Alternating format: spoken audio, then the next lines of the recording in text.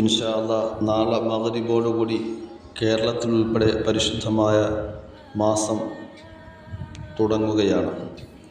റമദാൻ മാസപ്പിറവി കാണുകയോ വിവരമറിയുകയോ ചെയ്താൽ ചൊല്ലേണ്ടത് അല്ലാഹു അക്ബർ അല്ലാഹുമ്മ അഹില്ലഹു അലൈനാ ബിൽ അംനി വൽ ഈമാനി വസ്സലാമത്തി വൽ ഇസ്ലാം വത്തൗഫീഖ് ലിമാ തുഹിബ്ബു വതർളാ റബ്ബനാ വറബ്ബുകല്ലാഹ് അല്ലാഹു അക്ബർ ലാ ഹൗല വലാ ഖുവത ഇല്ലാ ബില്ലാഹ് اللهم إني أسألك خير هذا الشهر وأعوذ بك من شر القدر وشر المحشر.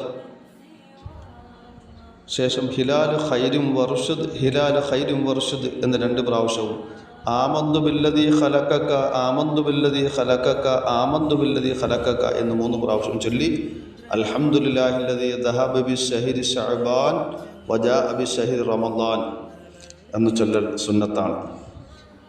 ശേഷം തബാറക സൂറത്ത് പാരായണം ചെയ്യൽ സുന്നത്താണ്. അത് എല്ലാ മാസങ്ങളും സുന്നത്തുണ്ട്. മഹത്തുക്കൾ പറയുന്നു,